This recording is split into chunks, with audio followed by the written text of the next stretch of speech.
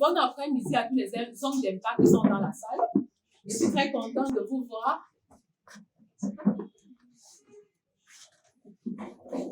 On dit femme d'impact. Répondez, on ne naît pas femme d'impact, on le devient. Est-ce que vous avez compris? Femme d'impact? On ne naît pas femme d'impact, on le devient. Ce n'est que le point de départ, je vais ajouter. Femme d'impact. On ne naît pas femme d'impact, on le devient. Ok. Si tu ne deviens pas une femme d'impact dans le monde, si tu ne deviens pas une femme d'impact dans le monde, tu seras une femme impactée par le monde. Tu seras une femme impactée par le monde. Tu peux reprendre tout ça. Si tu ne deviens pas femme d'impact dans le monde, tu seras une femme impactée par le monde. Vous appelez très vite, non?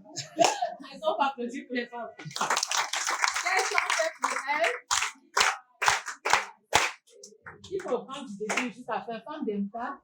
On ne naît pas femme d'impact, on le devient. Si tu ne deviens pas femme d'impact, tu seras impactée par le monde. Qui peut faire ça seul? Oui, une femme courageuse. Femme d'impact. On ne naît pas femme d'impact, on le devient. Si tu ne deviens pas femme d'impact dans le monde, tu seras impacté par le monde. Très bien. Si tu ne deviens pas une femme d'impact dans le monde, tu seras une femme impactée par le monde. On est d'accord? Troisième, dernière petite chose. On est d'accord? Si ton mari a un problème, Tu es la solution. tu as la solution. Si ton mari a un problème, Tu es la solution. on prend les trois. Femme d'impact, on devient sérieux. On devient un peu sérieux. Et vraiment, l'école, c'est l'académie. Oui, Lionel. On ne naît pas femme d'impact, on le devient. Si tu n'es pas une femme, si tu ne deviens pas une femme d'impact dans le monde, tu seras une femme impactée par le monde. Si ton mari a un problème, tu as la solution. Si ton mari a un problème, tu es la solution. Qu'est-ce qu'on fait pour elle? Est-ce qu'on peut reprendre ensemble? Femme d'impact. On ne naît pas femme d'impact, on le devient. Si tu ne deviens pas une femme d'impact dans le monde, tu seras une femme impactée par le monde. Si ton mari a un problème, tu as la solution. Si ton mari a un problème, tu es la solution. Yes. C'est l'école qui a commencé. La vraie école a commencé. Jésus s'étant approché de Cana ainsi, tout pouvoir m'a été donné, dans le ciel et sur la terre. Allez, faites de toutes les nations des disciples, baptisez-les au nom du Père, du Fils et du Saint-Esprit, et enseignez-leur à observer tout ce que je vous ai prescrit. Et voici, je suis avec vous tous les jours, jusqu'à la fin du monde. Alléluia. Amen. Christ est-il au centre de ta féminité? Christ est-il au centre de ta féminité? C'est le thème que nous allons aborder cet après-midi. Est-ce que Christ est au centre de ta vie en tant que femme, en tant que célibataire, en tant qu'épouse, en tant que mère, en tant que professionnelle? Est-ce que Christ occupe la première place dans ta vie? Ça, c'est important. Parce que si Christ occupe la première place dans ta vie, les choses seront différentes. Alors, tu ne peux pas être une femme d'impact tant que Christ n'est pas au centre de ta vie. Tu peux même être né de nouveau, mais tant qu'il n'est pas au centre, pas à côté, pas à droite, pas à gauche, pas derrière. Non. Si Christ n'occupe pas le centre de ta vie et la première place de ta vie, tu ne pourras pas être une femme que Dieu va utiliser pour impacter son mari, pour impacter ses enfants, pour impacter les autres femmes. Ce ne sera pas possible. Est-ce que vous voyez un peu ça? Et on a dit tout à l'heure, on ne naît pas femme d'impact, mais on le devient. Cela suppose quoi? Beaucoup d'efforts à conjuguer. Cela suppose quoi? Beaucoup de sacrifices. Cela suppose quoi? Un véritable prix à payer si tu veux devenir une femme d'impact. Parce qu'il est question de se former de l'intérieur vers l'extérieur. Il est question de se revêtir de la parure intérieure. Oui, de se forger un caractère à l'image de Jésus-Christ. Ça, c'est central. Est-ce que tu veux que Christ soit au centre de ta vie? Depuis que tu es né de nouveau, est-ce que tu peux faire une évaluation honnête, une évaluation objective de ta vie et dire avant Jésus-Christ, voici la femme que j'étais. après Jésus-Christ, voici la femme que je suis devenue et voilà le type de femme parfaite que je veux devenir à la statue de Jésus-Christ selon Colossiens 1, verset 28. Est-ce que je peux faire un bilan pareil? Parce que être chrétien, c'est un défi de résultat. C'est un défi de porter le fruit qui demeure. C'est un défi de l'excellence. Être femme, c'est ça. Donc, il ne suffit pas de dire j'ai rencontré Christ, mais est-ce que les anciennes choses sont véritablement passées et que toutes choses sont devenues nouvelles? Est-ce que tu es toujours une femme querelleuse? Est-ce que tu es toujours une femme jalouse? Et depuis que tu as rencontré Christ, on ne peut pas voir en quoi est-ce que ton caractère est changé, ton caractère est véritablement transformé. Ça, c'est très important. Et l'apôtre Paul pouvait nous donner la clé. Tu as besoin de mourir en toi, en tant que femme. Tu as besoin de mourir dans tes projets. Tu as besoin de mourir dans ta chair pour laisser le Seigneur Jésus-Christ vivre sa vie au travers de toi. Parce qu'il est impossible, par tes propres efforts, par tes propres sacrifices, d'être la femme que Dieu veut que tu sois. C'est totalement impossible. Et tu as besoin donc de renoncer à toi, de renoncer à ton intelligence pour te consacrer totalement à l'éternel. Ça, c'est fondamental. Et l'apôtre Paul pouvait dire, j'ai été crucifié avec Christ. Donc, tu as besoin de crucifier ta féminité charnelle pour ressusciter avec Christ et vivre une vie différente au-delà des difficultés. On n'est pas femme d'impact parce qu'on n'a pas de difficultés, mais on est femme d'impact parce que on gère ces difficultés avec la grâce de Dieu. On peut avoir beaucoup de problèmes, mais ce qui compte n'est pas la multitude de problèmes, mais c'est l'attitude de cœur que j'ai pendant que je rencontre des difficultés. Peut-être j'ai un mari qui est incrédule. Peut-être j'ai un mari qui boit beaucoup. Mais le problème n'est pas qu'il soit incrédule ou qu'il boive beaucoup. C'est que j'ai besoin d'être la solution à tout problème qu'il rencontre. Le plus dur n'est pas que j'ai des enfants désobéissants ou qui ne travaillent pas bien à l'école, mais c'est quelle est mon attitude vis-à-vis de ce que ces enfants-là sont. Parce que ce que je suis en tant que mère va influencer ces enfants. Alors si je suis une mauvaise mère, la probabilité que je les influence négativement est très élevée. Et maintenant, si je suis une bonne mère, alors la probabilité que je les influence positivement est très grande. Donc il est central pour nous de mettre Christ au cœur de notre vie. En tant que mère, si Christ est au centre de ma vie, je vais travailler à voir mes enfants comme Christ les voit. En tant qu'épouse, je vais travailler à voir mon mari tel que Dieu le voit. En tant que professionnel, je vais travailler pour faire de mon lieu de service un instrument pour l'évangélisation et pour que beaucoup viennent à Christ. Vous voyez un peu, beaucoup de femmes disent être chrétiennes, mais ne donnent pas la place centrale à Christ, ne donnent pas la place centrale. Prenons simplement l'élément de correction. Quand tu veux corriger un enfant à la maison, est-ce que Christ prend la première place dans la correction de l'enfant? Est-ce que vous comprenez ce que je suis en train de dire? Parfois, sous le poids de la colère, tu frappes sur l'enfant et tu lui transmets même cette colère. Et demain, quand tu deviens colérique, tu es la première personne à te plaindre. Mais est-ce que tu as pris la peine de prier pour que le Seigneur t'inspire le type de correction que tu dois même infliger à l'enfant? C'est parfois trop facile d'utiliser le fouet là où Dieu aurait voulu qu'on utilise autre chose. Et plus on va battre, plus on va mal corriger, on finira par irriter les enfants. Or, le Seigneur nous met en garde et nous demande de ne pas irriter nos enfants. Mais lorsque nous attribuons des corrections injustes aux enfants, le plus souvent, nous les irritons, même sans nous en rendre compte. Et ça crée en eux une sorte de rébellion, une sorte de désobéissance répétée. Pourquoi? Parce qu'on les corrige injustement. Et aussi parce que les mamans ne prennent pas la peine de consulter même Dieu pour savoir quel type de correction appliquer à un enfant. On doit réfléchir sur la correction en fonction de l'âge mental de l'enfant, en fonction même de la faute commise. Et surtout dépendre de Dieu. Parce que lui, il est le parent parfait. Et tel qu'il nous corrige, nous devrions corriger nos propres enfants. Mais ce n'est pas souvent le cas. Est-ce que Dieu est au centre de la correction de nos enfants? Je vais dire non.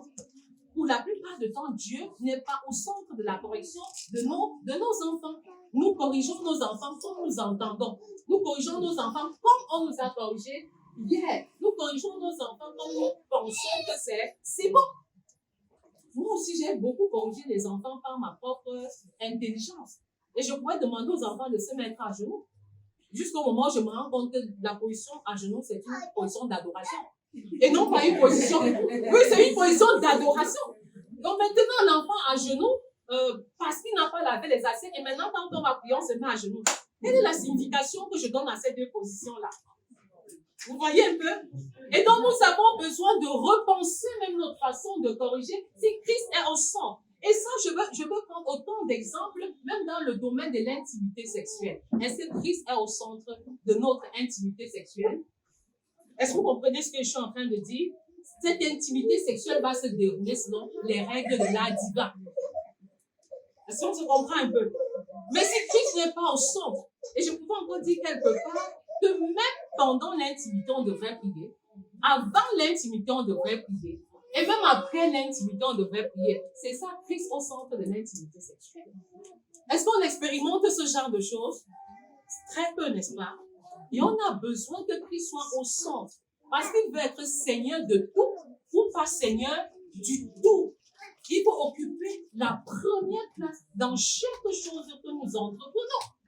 Il n'y a pas de tabou pour Dieu. On a parlé de la correction avec les enfants. On a parlé de l'intimité sexuelle dans le couple. On aurait pu prendre autre chose. En tant que professionnel, en tant que maman ou bien femme au foyer, en quoi est-ce que tu mets Dieu au centre de ta profession? C'est-à-dire que tu es par exemple une maman qui prend soin de la maison et des enfants. Quand tu poses la marmite au feu, est-ce que tu prends la peine de prier ou de consulter le Seigneur avant de lui dire qu'est-ce que je dois faire? Est-ce que je dois mettre d'abord l'ail ou d'abord les tomates ou telle autre chose? Il y a une façon de préparer en mettant Dieu au centre. Et je me pose la question quand je vais entrer en classe demain, premier jour. Et je suis trop consciente qu'on n'a jamais une deuxième opportunité de donner une première impression de soi. C'est-à-dire que j'atteigne mes résultats dès demain, ou je les rate dès demain. Mais est-ce que je suis consciente que lorsque je pose mon premier pied dans la salle de classe, en fait, l'Esprit de Dieu est dans cette classe et que les choses vont être totalement différentes. Alléluia. Oui, on a besoin pas seulement de le dire de temps en temps, mais d'avoir une pleine conscience de ce que Dieu est au centre de ce que nous entreprenons. Nous allons voir nos élèves différemment. Nous allons voir nos clients différemment si on est commerçant et on va exercer notre profession de manière différente. Et j'étais très contente de me rendre compte que toutes les classes où je suis passée l'année passée, personne n'a échoué. Est-ce que la troisième où j'étais, tout le monde a passé 100%, troisième bilingue. On dit probatoire bilingue, tout le monde a encore passé. On dit même bac bilingue, on dit tout le monde a toujours passé. Voilà. Et que le Seigneur, c'est lui qui fait le bon travail. C'est lui qui fait le bon travail. Et j'ai beaucoup réfléchi, mais la centralité de ma féminité. La centralité de ma féminité. Est-ce que Dieu est au centre quand je suis à la cuisine? De ce couscous d'olé que je veux faire, est-ce qu'il est au centre et que je le tourne, rempli de la puissance du Saint-Esprit? Et que ceux qui le mangent sont visités par cette puissance du Saint-Esprit qui est entrée dans ce couscous? Alléluia! On dit que Dieu est au centre. Il est vraiment au centre. Au centre, on n'a pas dit à côté. Non! Pendant notre jeûne de tout à l'heure, on est appelé à prier 3 heures par jour. 3 heures par jour, à notre convenance. Organise ça comme tu veux. Mais j'insiste que tu pries au moins 30 minutes le matin et au moins 30 minutes le soir. Mais tu peux développer la prière pendant que tu exerces. C'est-à-dire tu développes la communion avec Dieu, la dépendance à Dieu. Bien que tu sois sur terre, mais ton esprit est connecté à celui de Dieu dans tout ce que tu exerces. Les choses seront différentes. On va te consulter. On va t'appeler et beaucoup de difficultés vont s'estomper au nom de Jésus. Amen. Oui, tu vas voir ta féminité de manière différente. Tu ne dois pas regretter d'être femme parce que tu n'es pas née femme par hasard. Dieu t'a choisi, il t'a bien bâti. Que tu sois mince, que tu sois grande, que tu sois petite. C'est le choix parfait de Dieu. Alléluia. Oui, il dit que tu es une créature si merveilleuse pour lui. Même si ton mari dit que tu es un peu laide de temps en temps. Oui, il y a un de mes filles qui m'a dit ça un jour, ma femme est devenue laide. Après son deuxième accouchement, elle avait juste pris un peu de poids. Je lui ai dit que non, elle n'est pas devenue nette.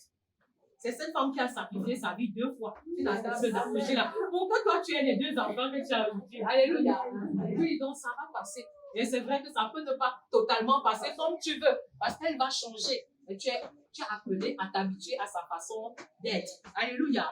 C'est très important. C'est très important. J'encourage les femmes à être profondément ce qu'elles sont en s'acceptant telles qu'elles sont. En s'acceptant, qui es-tu? Qui es-tu? Et je réponds en disant que pour que Christ soit au centre de ta vie, tu dois accomplir 5 choses essentielles. 5 choses. 5 choses essentielles. La première, c'est que tu dois être une adoratrice en esprit et en vérité, le genre que tu as commencé. Est-ce que tu es une véritable adoratrice? Je n'ai pas dit demander si tu es un chanteur. Je n'ai pas demandé si tu chantes de temps en temps. Parce que l'adoratrice dont je parle s'élève au-dessus des chants pour se consacrer totalement à l'Éternel. L'adoration dont je parle, c'est une adoration dans laquelle mon esprit est connecté à l'Esprit de Dieu, où je suis totalement dépendant de la puissance du Saint-Esprit, où ce que je dis et fais n'est que le résultat de ma communion parfaite avec le Seigneur. C'est une adoration qui est une vie, qui est une attitude. Ce n'est pas simplement un chant, mais c'est une consécration. Comme Abraham a donné son unique fils, c'est un don, le don de mon âme, le don de mon corps, le don de ce que je suis, le don de ce que j'ai à l'Éternel. C'est ça la centralité de Christ. Dans ma vie, est-ce que je suis une adoratrice? Et est-ce que je suis prête à adorer Christ, même dans les situations les plus difficiles? Et je vais te dire, femme, commence à adorer le Seigneur pour les situations difficiles par lesquelles tu es en train de passer. Je dis bien pour les situations difficiles. Tu vas me dire comment c'est compliqué. Non, c'est pas la foi. C'est pas la foi que tu le fais. Dans la ferme assurance que Christ est au courant de ta souffrance. Christ est au courant de ta douleur. Christ est au courant de ta condition. Et pendant que tu es en train de l'adorer, il se souviendra de toi. Alléluia. Oui, c'est ça la véritable adoration. C'est que tu es en train de pleurer, mais tu adores le Seigneur. Parce que lui, il est au courant de ta souffrance. Parce que lui sait mieux que quiconque ce par quoi tu passes. Et c'est le Dieu des impossibilités. Il est prêt à changer tes impossibilités en possibilités. Alléluia. Oui, c'est ça la véritable adoration. Si tu veux, tu chantes. Mais en fait, je veux que tu élèves ton cœur à l'Éternel comme un parfum de bonne odeur. Que tu élèves ta vie à l'Éternel comme un parfum de bonne odeur. Et souviens-toi que Job a souffert. Il a perdu ses 7 fils. Il a perdu ses 3 filles. Il a perdu tout son troupeau. Il a perdu même le soutien de la femme qu'il aimait. Mais ça ne l'a pas empêché de continuer à adorer le Seigneur. Une véritable vie d'adoration. Être une véritable adoratrice à partir de ce jour. Pendant ces 30 jours, est-ce que tu veux t'exercer à être véritablement une adoratrice? Pas celle qui va prendre le micro pour chanter forcément le dimanche. Pas celle qui va être détée quelque part. Non. Celle qui même dans le noir. Celle qui même dans les difficultés prend la peine d'être dans une communion où elle reconnaît la main de Dieu dans tout ce qui lui arrive. Alléluia. Amen. Et j'aime beaucoup Joseph quand il dit à ses frères, laissez. Je vous ai pardonné. C'est même Dieu qui a permis que je sois ici pour vous préparer un chemin. Je voudrais dire à quelqu'un maintenant, pardonne à ton mari ce qu'il t'a fait. Pardonne à tes enfants ce qu'ils t'ont fait. C'est un nouveau départ. Un nouveau jour s'élève et repart sur une nouvelle base. Oui, pardonne et libère ton propre cœur. Parce que quand tu ne pardonnes pas, tu t'enchaînes. Tu enchaînes les autres. Tu enchaînes ton mari, tu enchaînes les enfants. Pardonne et libère-toi. Ne rentre pas d'ici avec un cœur meurtri. Ne rentre pas ici avec quelque chose qui te pèse encore sur le cœur. 1 Pierre 5:7.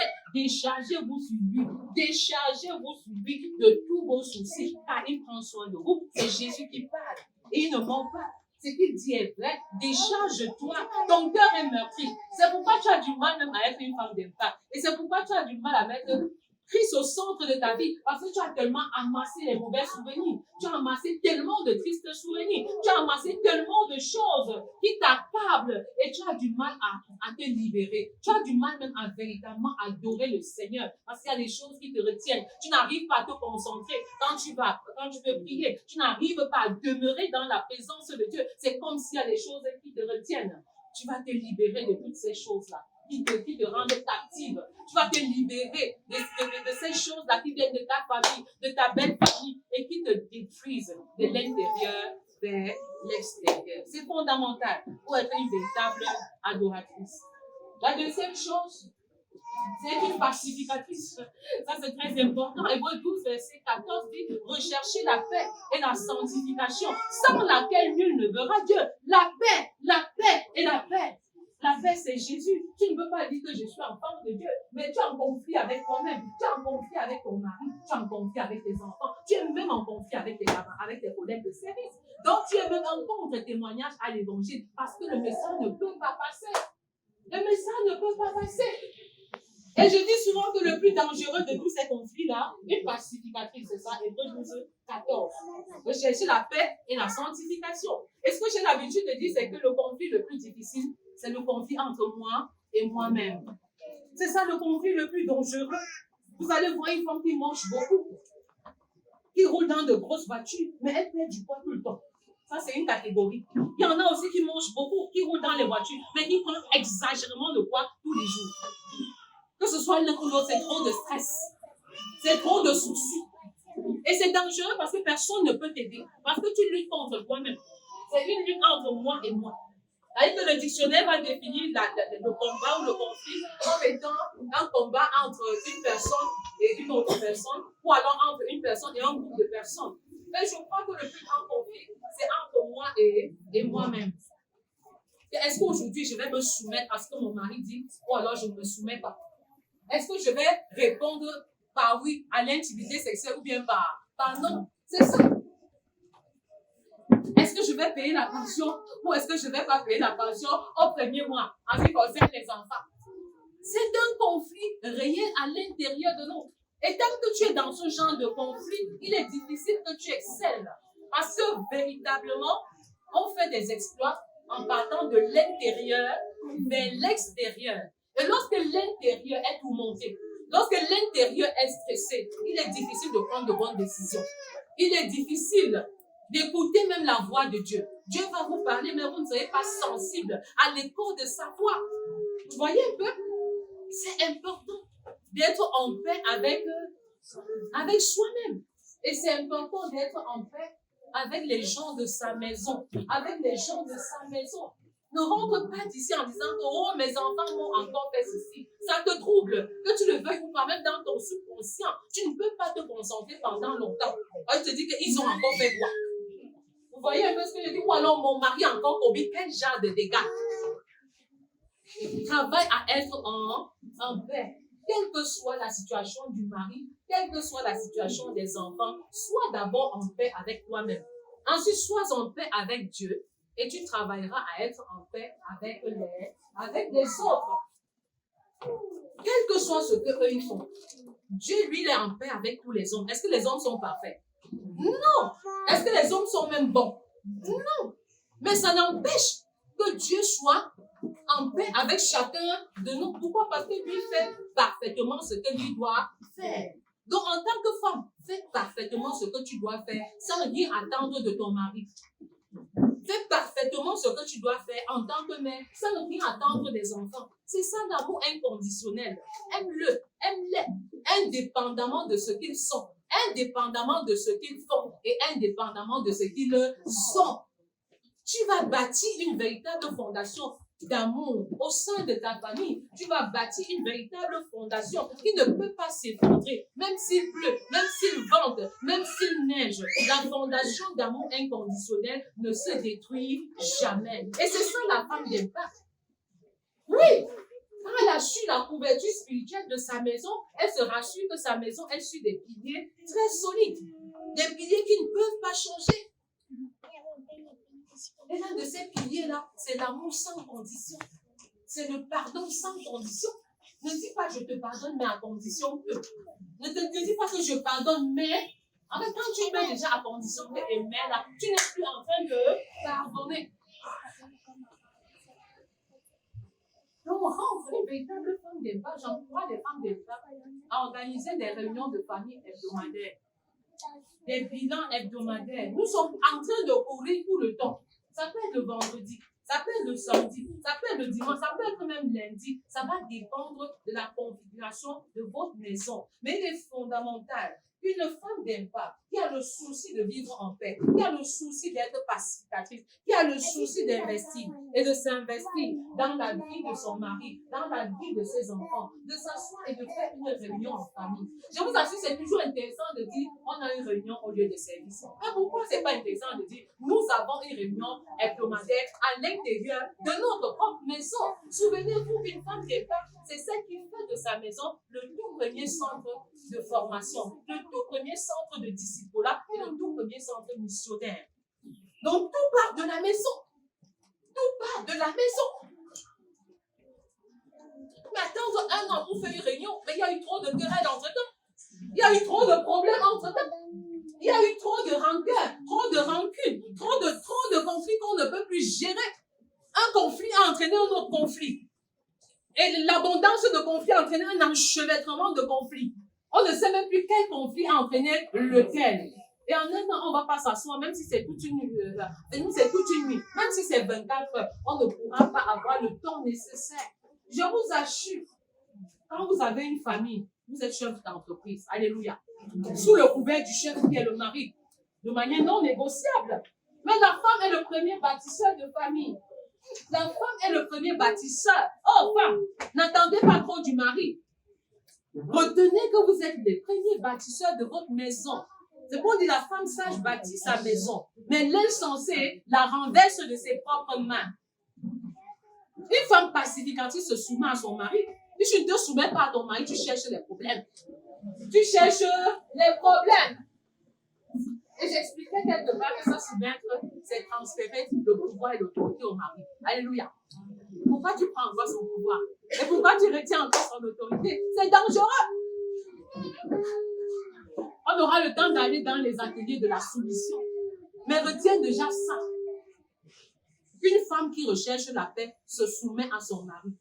Et se soumettre à son mari, c'est lui donner l'autorité. C'est lui donner le pouvoir. Pour qu'il aime même et qu'il me dirige en retour. Ça veut dire que s'il ne m'aime pas et s'il ne me dirige pas, ça veut dire que qui est le problème? Ou quelle est ma part de responsabilité? C'est que je ne lui ai pas octroyé le pouvoir qu'il fallait. Je ne lui ai pas conféré le pouvoir qu'il fallait pour qu'il exerce son leadership serviteur. Est-ce que vous voyez un peu? C'est pour dire s'il a un problème, toi tu as un problème, tu as la solution.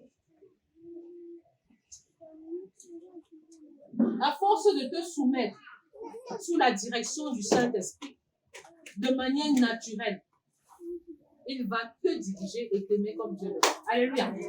Oui, c'est ça la femme pacificatrice. C'est ça la femme pacificatrice.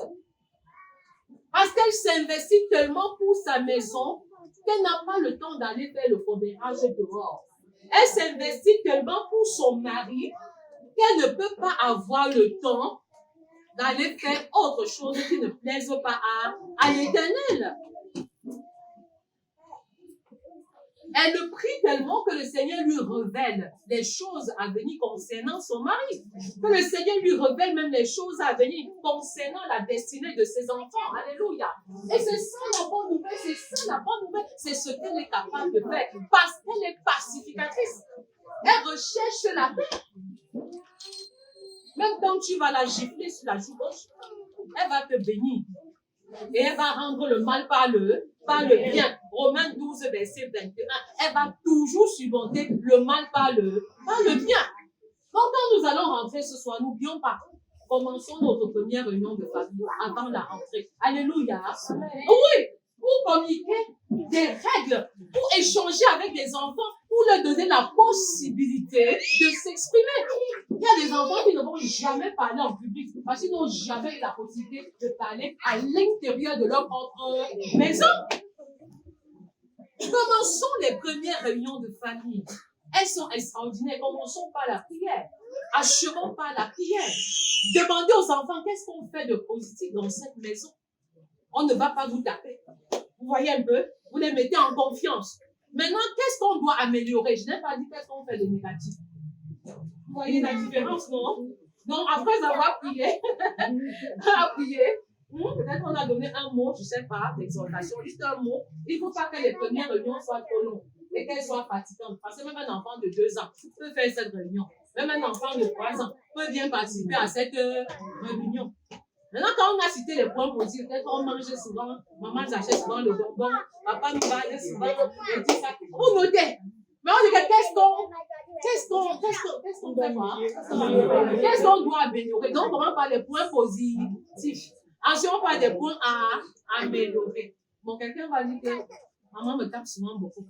Ou bien me gronde souvent beaucoup. Et tout. Vous voyez un peu? Bon, l'objectif n'est pas forcément de se justifier. Et on va clore par la prière. Et chacun aura la possibilité de lever la voix. Et on va se donner des petits conseils, n'est-ce pas? C'est la rentrée scolaire. Vous voyez un peu? Alors, à l'école, il y a des choses qu'il faut faire, il y a des choses qu'il ne faut pas faire. Exemple de choses qu'il faut faire. Ces enfants connaissent. Ils connaissent, ils sont en bas. Si j'avais été tous là, j'aurais posé des questions, ils auraient répondu. Qu'est-ce qu'il faut faire? Les mauvaises compagnies. Est-ce qu'il faut couper son pain, donner à quelqu'un d'autre? Pendant la récréation, qu'est-ce qu'il y a lieu de faire? Qu'est-ce qu'il y a lieu de ne pas? Mais comme on se disait tantôt, quand tu vas à l'école, tu es et tu dois prêcher par l'exemple.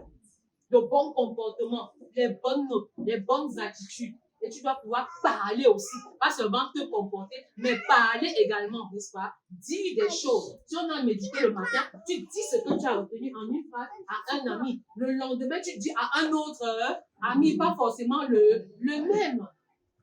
Et tu vas t'entourer de ceux-là qui aiment bien écouter la parole de Dieu. Et vous allez pouvoir échanger sur ces choses-là. La femme pacificatrice. Troisième élément, la femme imitatrice. La femme imitatrice. Imiter dans le bon sens. Parce que l'apôtre Paul disait, soyez mes imitateurs, comme je le suis de Christ. Vous voyez un peu la connexion. Les femmes aiment imiter. Quand une femme te voit avec un joli vêtement, elle va te dire, donne-moi, j'ai envie du modèle là. Quand elle te voit avec une belle coiffure, elle va te dire que qui t'a coiffé. Elle te voit avec une belle chaussure, elle va te dire que tu as acheté ça. Où? Bon, maintenant, nous avons besoin d'être de bonnes imitatrices. Et je dis, chaque femme devrait avoir un modèle de femme à qui elle veut ressembler. Est-ce qu'il y en a comme ça ici? Est-ce qu'il y en a comme ça ici? Je veux dire des modèles de femmes dans la Bible, mais aussi des modèles de femmes dans le monde physique. On parle souvent de mentor et tout ça, c'est important. Et te rassurer que ton mentor est toujours connecté à Dieu.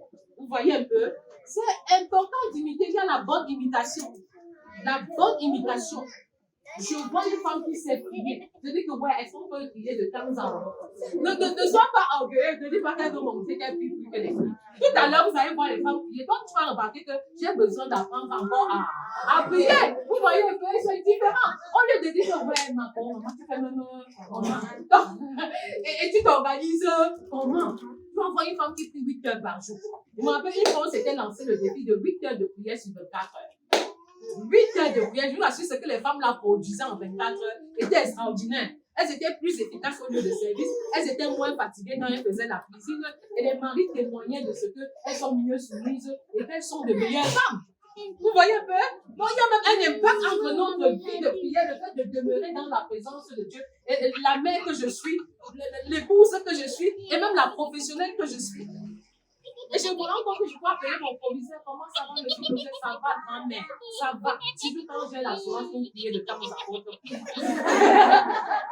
Donc, c'est tellement important d'imiter ce qui est bien. C'est tellement important d'imiter ce qui est fondamental. Vous voyez que laissons tomber les faux schémas, laissons tomber l'orgueil. L'ego là, le moi là, laissons tomber ça. Descends du haut de ton piédestal et va voir l'autre et dis, je souhaiterais prier avec toi. Est-ce que vous comprenez un peu ce que je dis? Ou alors essaie de me coacher en ce qui concerne la prière, parce qu'après une heure là, il commence à dormir. Après 30 minutes là, je ne suis plus concentrée. Mais tu fais comment pour prier avec tant de vigueur? 2 heures d'affilée. Avec tant de vigueur, c'est toujours comme si tu es rempli. Plus tu pries, tu es toujours rempli. J'ai envie d'expérimenter ce genre de choses. Et c'est pourquoi je disais que pendant notre jeûne, nous allons prier au moins 3 heures en 24 heures. Donc, multiplie 3 heures par 30. Tu évalues le nombre de prières que tu auras fait à l'Éternel. Alléluia. Très important. Et je veux que ça devienne une habitude. Vous voyez un peu, on limite vraiment ce qui est bien. Parce que les femmes vont en prier. La mère de Samuel a prié. Beaucoup de femmes qui ont excellé dans la Bible étaient des femmes qui demeuraient dans la présence de Dieu. Et quand tu as même des problèmes, il y avait l'enfant de 7 ans-là, il y avait l'enfant de 10 ans-là. Parfois, tu as seulement besoin d'échanger avec quelqu'un pour te maintenir éveillé. La présence d'un enfant peut être salutaire. Puis avec ton mari, s'il peut. Puis avec les enfants, là. Le fait que tu aies plusieurs enfants peut être un atout. Tu peux prier 15 minutes avec 3 enfants, avec 4 enfants, avec 5 enfants, ça produit un résultat différent. Le Seigneur va t'inspirer et beaucoup de choses vont se passer. Imite ce qui est bien. Imite ce qui est bien. Il y a des femmes aussi qui sont profondes dans l'étude de la parole de Dieu, dans la connaissance de la parole de Dieu. Il faut s'y rapprocher. Chaque maman, chaque femme qui se veut femme d'impact doit avoir des études bibliques personnalisées. Alléluia. Oui. Personnalisées. Pas seulement la méditation. Je ne simplifie pas la méditation. Je ne la sous-estime pas. Mais on a besoin d'aller en profondeur. Et le Seigneur pouvait encore nous rassurer quand on priait, de manière préparatoire à cette rencontre, il se révèle à celles qui le cherchent. Donc, tu ne peux pas entrer ici, entrer comme tu es là. Oui, même pendant que je suis en train de parler, le Seigneur est en train de poser des flammes de feu et de répondre aux besoins de ton cœur. Alléluia. Mais tu as besoin d'avoir un cœur totalement connecté, un cœur totalement concentré et un cœur totalement disposé. Totalement disposé. Donc, imitons ce qui est bien. Une femme qui veut se faire, une femme d'impact doit se remplir de la parole. J'ai cité la parole ici la dernière fois, vous avez vu, n'est-ce pas? Dans le kit de la femme d'impact, c'est-à-dire son matériel, il y a un calepin pour la mémorisation. Il y a un calepin parce que nous devons nous remplir de la parole. Nous remplir. Il faut prier en s'appuyant sur la parole. Il faut méditer la parole. Il faut vraiment faire une étude personnalisée et approfondie de la parole. Et tu peux le faire de plusieurs manières. Si tu as une Bible d'études, c'est facile. Si tu as la Bible comme ça, la Bible que moi j'utilise comme Bible d'études, ça va te faciliter les choses. Tu peux décider par exemple d'étudier les personnages. Tu peux aller dans la Bible et choisir d'étudier les personnages dans l'Ancien et dans le Nouveau Testament. Tu peux choisir des femmes qui ont marqué le temps, comme Dorcas, comme Esther, comme Marie. Et tu t'appuies sur ces femmes et tu dis, quelle était leur force? Quel était leur secret? Parce que pour les imiter, il faut savoir ce qu'elles faisaient en bien. Sur quoi se sont-elles appuyées ou sur qui se sont-elles appuyées pour faire des exploits, pour être des femmes d'impact, pour que Christ soit au centre de leur vie? Qu'est-ce qu'elles ont fait? Quel est le prix qu'elles ont payé? Et en quoi est-ce que ça me concerne aujourd'hui? Quel est mon prix à payer? Et quelle est l'attitude que je dois avoir aujourd'hui? C'est central d'agir de la sorte. Donc, on prend une panoplie d'exemples. Être d'excellentes imitatrices. Excellente imitatrice. 2 Timothée 3:15 que toute écriture est inspirée de Dieu et utile pour enseigner, pour convaincre, pour corriger, pour instruire dans la justice afin que l'homme de Dieu, afin que la femme de Dieu soit accomplie et propre à toute bonne œuvre. Tu ne peux pas aller plus loin si tu n'as pas la connaissance de la parole de Dieu. Si tu ne la mets pas en pratique, c'est central. Et c'est un travail quotidien. C'est tous les jours que nous devons faire ce travail et travailler à approfondir notre connaissance de la parole de Dieu en tant qu'imitatrice. Faisons comme Christ a fait. Jean 14, 12 à 14. Si nous croyons, nous pouvons faire ce que Christ a fait. Et nous pouvons faire même au-delà parce que lui s'en va. Il est même déjà allé auprès du Père. Ils ont de grands défis. Ne nous limitons pas à nos marmites, c'est bien de préparer. Mais au-delà des marmites, la femme vertueuse avait un impact à l'extérieur de la ville. C'est pourquoi son mari était honoré aux portes de la ville. Et elle livrait des choses aux marchands, bien que femme au foyer. Donc, imitons ce qui est bien. Imitons ce qui est positif. Imitons ce qui vient de Dieu. Quatrième élément, elle doit être une imitatrice, on a dit ça, n'est-ce pas? Elle va être une véritable servante. Une véritable servante. Et elle va servir en commençant par son mari, pas par les enfants. Oui, parce que quand le mari n'a pas donné la ration, on dit qu'on donne d'abord les gros morceaux aux enfants. Et puis on lui donne le reste s'il y en a. Ce n'est pas ça. Le mari est prioritaire dans le service. Alléluia. Oui. Si nous apprenons à servir à l'intérieur de la maison, nous allons mieux servir à l'extérieur de la maison. Elle est une véritable servante. Et elle sert de manière sacrificielle. Elle sert avec un cœur de servante et avec une attitude de servante. Dans Matthieu 20, 28, il est écrit que Christ est venu, non pas pour être servi, mais pour servir.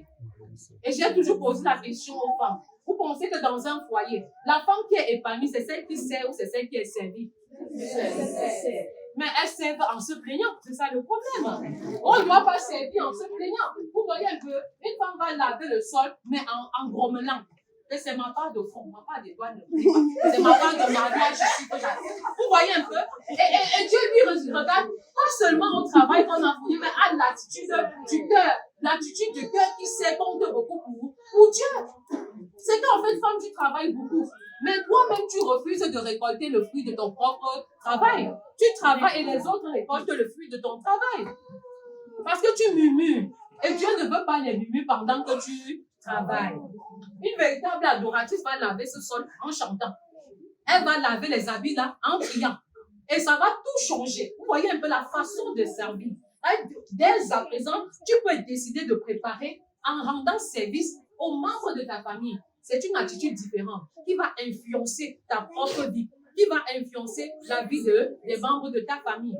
Tu peux décider maintenant de servir au travers de la lessive, au travers du ménage. Ça va tout changer.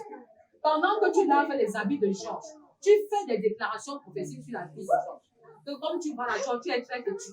Mais en fait, je déclare que tu es un prophète de l'Éternel. Alléluia. Oui, tu fais des déclarations comme ça. Quand tu laves l'habit de qui encore? De Samuel. Tu dis que vraiment, tu es loin de l'Éternel. Quel que soit ce que l'ennemi t'utilise pour faire, c'est ce que je déclare qui va se réaliser au nom de Jésus. Laisse son sang là. Tu vas faire la lessive différemment. Et à la fin de ta lessive, tu ne seras même pas fatigué. Vous voyez le service, n'est-ce pas? Oui. On peut servir à l'intérieur de nos maisons. Et comme je le disais, même dans l'intimité sexuelle, commence à prier avant. Et tu pries pendant. Et tu pries après. Ça devient un acte d'adoration. Quand Dieu te regarde au ciel, il te dit, je valide le compte. Parce que même son cœur se réjouit. C'est exactement ce que j'attendais ici. Amen. C'est possible. Et même pendant que nous avons des difficultés. J'ai aimé le témoignage de maman Émile tout à l'heure. Vous voyez, quand elle m'a appelé pour dire que ma glycémie à 4, je ne sais pas combien, elle n'a pas cédé à la maladie. Hein. Elle n'a pas cédé du tout. Donc, nous pouvons même adorer le Seigneur pendant que nous sommes en train de traverser les moments difficiles, pendant les déserts, pendant que nous n'avons même rien à manger. C'est l'occasion de dire, Père, je te loue de ce que tu m'as toujours donné à manger. Mais aujourd'hui, je n'en ai pas. Je comprends mieux la valeur de la nourriture. Mais je te loue de ce que mes mamies te sont vides. Je te rends grâce pour ça.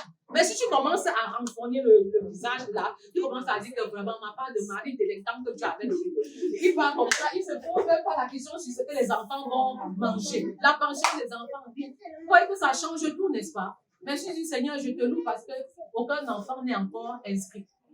Et je te bénis parce que, en fait, toi qui nourris les oiseaux du ciel, tu ne peux pas abandonner mes propres enfants. Alléluia. Vous voyez l'attitude, n'est-ce pas?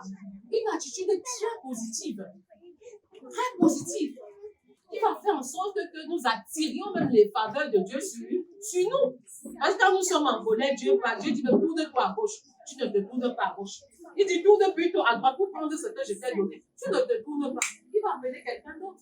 N'est-ce pas? Parce que nous ne sommes pas sensibles à la direction de sa voix. Nous ne sommes même pas attentifs. Je sais que beaucoup de femmes font beaucoup de problèmes à la veille de la rentrée scolaire. Tant que l'enfant n'est pas inscrit, elle parle au mari avec une certaine autorité. Elle vole même son autorité. Elle vole même son pouvoir. Vous voyez un peu. Et elle a comme impression qu'elle aime mieux les enfants que le mari la fait. Sans savoir que parfois lui-même est en train de gérer plusieurs équations là. Et aucune n'est en train de donner. Donc, il est question de revoir notre attitude aussi, en cette veille de la rentrée. Peut-être on n'a pas encore accompli ce qu'on voudrait accomplir, on n'a pas encore réalisé ce qu'on voudrait réaliser, mais ce n'est pas en étant querelleuse. Et ce n'est pas en parlant très fort qu'on va résoudre quelques problèmes que ce soit. Est-ce qu'on est d'accord, les femmes? Le véritable service commence à l'intérieur de la maison et continue à l'extérieur de la maison. Tu ne peux pas presser une femme, une voisine, alors que tu n'as pas répété tes enfants à la maison. Est-ce que les femmes comprennent ça? Juste parce qu'en a fait ça, tu veux dire que tu as vu ce que la voisine a fait. C'est ça.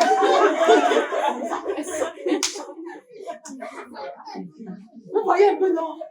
Parce que tu veux seulement profiter ou tirer une information d'elle. Vous voyez un peu, non? Tu profites, tu la donnes. Elle te dit même fais-moi les gros rassemblements. Non, bon, je vais te faire les petits. Mais tu vas prendre le temps pour appuyer, pour assumer tout ce qu'elle a dans sa pensée. Dieu n'est pas d'accord pour ce genre de choses. Pourtant, l'enfant est là. Le repas même du mari qui va venir là se plaindre parce qu'il n'est pas prêt à attendre. Le service commence à l'intérieur de la maison et continue à l'extérieur de la maison. Faites de ma maison le tout premier centre de formation. J'insiste tellement sur cette notion et je crie tellement et j'ai envie de voir des femmes qui m'écoutent, de voir des femmes qui m'entendent parce que ce cri n'est pas le mien, c'est le cri de l'Éternel. Le programme spirituel de nos enfants, il est court. Un enfant qui va de la C au CP, il a trouvé un programme. Mais qu'un enfant a 5 ans, il passe de 5 ans à 6 ans, quel est le programme spirituel qu'il a trouvé? Et ça saute dans mon cœur, et ça résonne dans mon cœur. Et le Seigneur te dit, non, oui, tu ne peux pas faire ça seul. Mais elles sont pour les femmes qui sont prêtes à se joindre à nous pour qu'on puisse rédiger un programme éducatif, un programme spirituel pour nos enfants. Elles sont où ces femmes? Ces véritables servantes qui veulent faire de leur maison le premier centre missionnaire, le premier centre de disciple-là, où nous enseignons à nos enfants à être des disciples et à faire des disciples dès le sein maternel. Elles sont où ces femmes? Où est cette nouvelle génération de femmes consacrées à l'Éternel et qui forment véritablement leurs enfants à impacter tous les continents, à impacter le monde entier? Le Seigneur se veut ce genre de femmes, mises à part, consacrées, à bâtir ce type de programme. Un programme de fond dans la prière, un programme de fond dans la connaissance de la parole de Dieu. Elles sont où? Le Seigneur a besoin de ces femmes-là. Et en fin de compte, ce sont des femmes missionnaires, des femmes missionnaires, des femmes missionnaires. On tente pour la femme.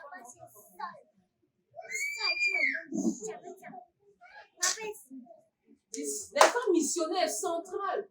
Des femmes missionnaires, j'aime beaucoup l'exemple de la femme samaritaine. Et je me dis, mais Père, depuis qu'on crie à l'école des femmes, c'est vrai, je ne veux pas sous-estimer les résultats. Les résultats à l'école des femmes sont extraordinaires. Des pôles qui se créent, des pôles qui se multiplient. Mais le Seigneur attend encore beaucoup de nous. Alléluia. Oui, la femme samaritaine, dès qu'elle a fait la première rencontre avec Jésus, elle a évangélisé toute la Samarie. Mais où sont les femmes? Où sont les femmes missionnaires?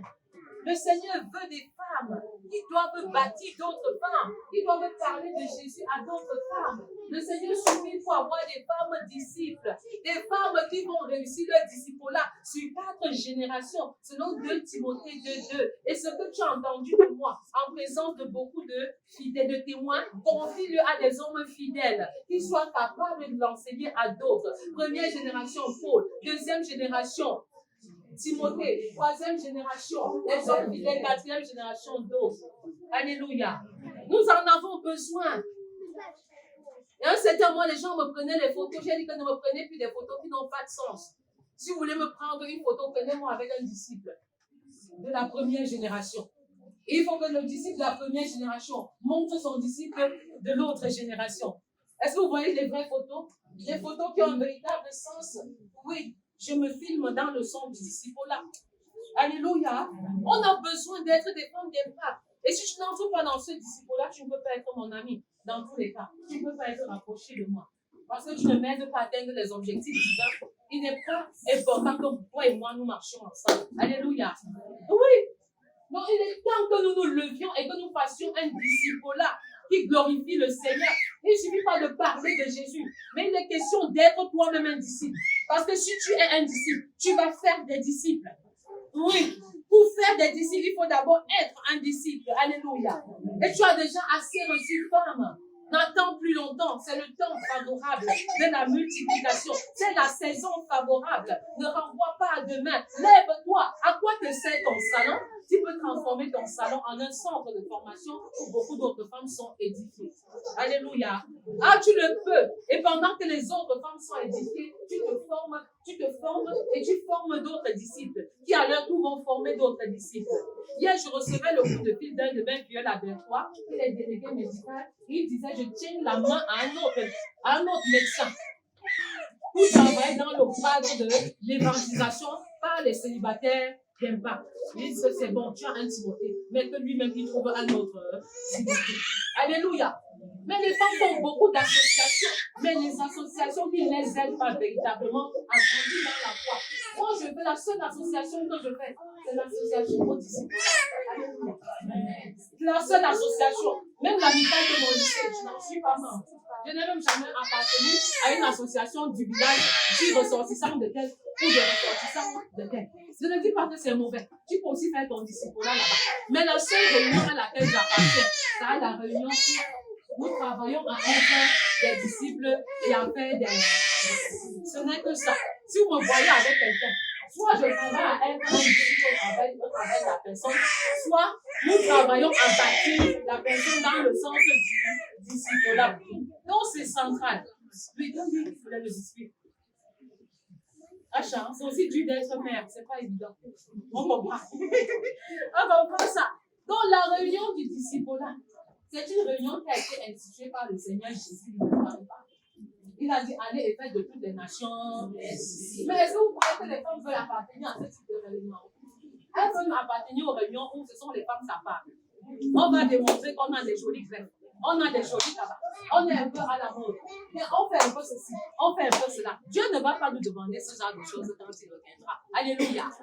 Inscrivons-nous dans le centre du disciple-là. Et je peux me rendre disponible en étant la personne qui doit se former et mettre en pratique ce que j'ai appris et communiquer aussi ces choses-là à d'autres personnes. C'est central. Et ta vie aura un centre différent, un sens différent. Et j'ai l'habitude de dire qu'il y a des aspects de ton caractère qui ne seront travaillés que si tu es en mission et dans le disciple-là. Si tu es dans l'évangélisation, tu es limité. Il y a certains aspects de ton caractère qui ne seront jamais bâtis par l'Éternel. Mais quand tu entres en plein pied dans le disciple-là, oui, il y a beaucoup d'éléments que le Seigneur va corriger dans ta vie. Beaucoup d'éléments que Dieu va corriger dans ton caractère, dans ta façon de voir. Et c'est en ce moment qu'il va t'aider à avoir un caractère sanctifié. Mais tant que tu veux rester derrière et que tu ne veux pas faire un investissement important pour que tes progrès soient visibles, pour que tes progrès soient évidents de Christ, il y a beaucoup d'aspects de ton caractère qui ne vont jamais être transformés. Alléluia. Oui. Et c'est ça le secret. Et c'est ça le secret. Il y a certains gens qui me disent, mais cette personne t'a fait tant de mal, mais pourquoi est-ce que tu ne réponds pas le bien? J'ai dit, oh, si tu pouvais venir dans le champ de mission. C'est Dieu seul qui transforme ce genre de terre. C'est Dieu seul qui peut nous donner d'aimer les autres sans condition. C'est Dieu seul qui peut nous permettre de répondre au mal par le bien. C'est Dieu seul qui peut permettre qu'une femme aime son mari. Qu'une femme aime véritablement ses enfants et accomplisse parfaitement ce qu'elle doit accomplir sur la terre. Donc, Christ au centre de ma vie. Christ au centre de ma vie. Est-ce que je suis une adoratrice? Est-ce que je suis une pacificatrice? Est-ce que je suis une imitatrice? Est-ce que je suis une servante? Est-ce que je suis une missionnaire? Chacune peut s'évaluer et répondre à ces questions. Et si tu peux même répondre à l'affirmative, il est question d'aller en profondeur de ce que tu veux faire. Et je vais clore juste cette page. Je crois que je reviendrai en disant que tant qu'un homme sera dans les ténèbres, je m'investirai et j'investirai. Tant que les femmes n'aimeront pas leur mari, ne se soumettront pas à leur mari, comme Sarah s'est soumise à Abraham, au point de l'appeler Seigneur, je m'investirai et j'investirai. Tant que les hommes n'aimeront pas, ne dirigeront pas leurs femmes, comme Christ a aimé et dirigé l'Église, je m'investirai et j'investirai. Tant que les couples ne vivront pas dans l'unité, dans la complémentarité, dans la sainte descendance biologique et spirituelle, je m'investirai et j'investirai. Tant que les familles n'auront pas pour socle l'amour inconditionnel, je m'investirai et j'investirai. Tant que les jeunes, tant que les enfants seront confrontés à une crise de modèle et de référence, je m'investirai et j'investirai. Tant que les femmes n'auront pas Christ au centre de leur vie, je m'investirai et j'investirai. Tant que, point de suspension, je m'investirai et j'investirai. Est-ce qu'on peut acclamer pour le Seigneur? Le Seigneur Jésus-Christ doit être au centre de ma vie et de tout ce que je fais. Christ doit être au centre. Amen.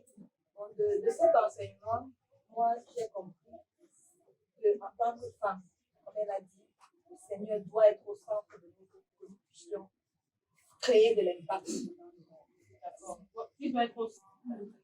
Oui, elle doit éviter les fausses aussi. Et laisser l'orgueil des fois qui sont bien, de la sécurité. L'autre, c'est le petit, ne pas voir tout à fait. D'accord. Dans sa maison. Et si mon mari a un problème, moi je suis la solution. Et si mes enfants également, vraiment que la famille a un problème, je suis la solution. Alléluia. Que Christ soit au centre de ma vie, il faut que je sois une bonne administratrice, que je sache pardonner. Oui. D'accord. Pour être une vraie femme d'impact, il faut que Christ soit au centre de ma vie. Et pour cela, j'ai 5 caractéristiques à mettre en pratique. Oui, 5. Oui, je dois mener une vie d'adoration. Une vie Je d'adoration. dois être une Pacificatrice. Une imitatrice. Une fidèle servante. Yes. En tant que femme, en tant que mère, en tant qu'épouse, en tant que célibataire, il faut que tout soit au centre de votre vie. Ça, c'est la première question. La parole à quiconque vous prenne la parole. Qu'il soit au centre de ma vie, il faut que je fasse du temps en sa présence. Que je laisse qu'il m'imprègne. Je fasse beaucoup d'heures de prière en sa présence. Ce que moi je prends comme enseignement, c'est de marcher désormais par l'esprit afin de ne pas pouvoir laisser la chair se mettre en Pour moi, c'est que je prends comme engagement. Je vais davantage étudier la parole de Dieu. Je vais la mettre en pratique et je vais également la partager avec les autres personnes. Le fondamental, c'est convertir tout ce que je fais en moment de prière et ne plus être donc oisif dans mon esprit pendant que je m'exerce assis et à ça, mais être toujours connecté avec le Seigneur, quelle que soit l'activité que je suis en train de mener. Amen. Que je sois en train de tourner le couscous, en train d'enseigner, en train de faire le ménage pour la lessive. Est-ce que j'ai besoin de plan d'action? Est-ce que quelque chose me monte dans le cœur? Est-ce que je peux faire pour mettre en pratique toutes ces caractéristiques-là? Pour parler, je me demandais, est-ce que je vais pouvoir m'asseoir et me concentrer pendant la journée, 3 heures de temps? Mais le Seigneur me mettait à cœur que ce n'est pas forcément m'asseoir, c'est-à-dire le matin, peut-être après les 30 minutes de prière, pendant que j'apprête le repas de l'enfant qui va à l'école, je prie. Le soir, peut-être je prends du temps pour prier également au travail. Le soir, pendant que je répète l'enfant, je prie et je crée un autre espace après pour prier. Donc, ne pas chercher forcément à suspendre toutes mes activités pour m'asseoir et prier, mais pendant que je fais peut-être le repas ou bien je répète l'enfant, je peux prier. Déjà, la première des choses, quand je vais rentrer le soir, avant de venir à la faire une Ma réunion!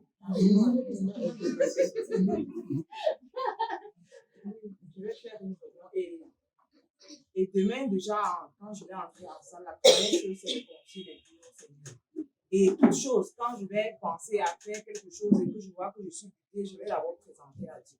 Et même en marchant, je vais continuer à méditer, à prendre comme Atata l'a dit, pas toujours forcément suspendre un moment pour s'asseoir et prier. Même en marchant, je peux prier. Même en préparant, en versant l'oignon, je suis en train de prier. Et vraiment aussi, c'est que j'ai appris à prier. C'est même dans les rapports avec mon mari, prier avant et pendant et après. Je vais au travail, je fais pratiquement au voyage. Et ça m'arrive de prier au volant. Et à haute voix, mais c'est rare. Je comprends que maintenant, je dois multiplier sur ça. J'ai dit enfin ce que j'avais commencé. Et j'ai commencé à mémoriser la Bible avec les enfants. Et on en a mémorisé, je crois, 25 chapitres de versets dans le mois d'août. On va continuer l'exercice parce que le défi de cette année, c'est de mémoriser 60 versets. On va le lire ensemble, en priant aussi ensemble, en ayant une certaine compréhension. C'est très ludique en fait. C'est très ludique.